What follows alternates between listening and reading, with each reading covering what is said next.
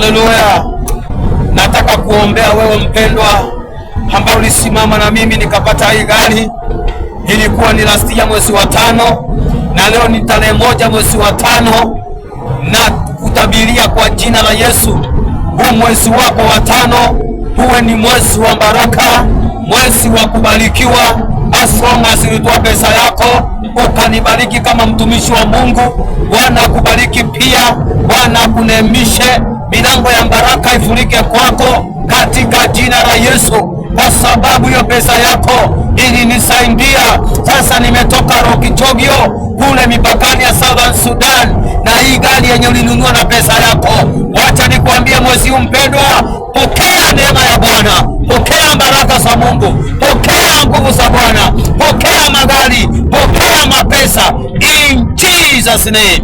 Mwezi wako wa 5 uwe ni mwezi wa baraka. Gusa hiyo mkono wangu na utabarikiwa in Jesus name. Amen.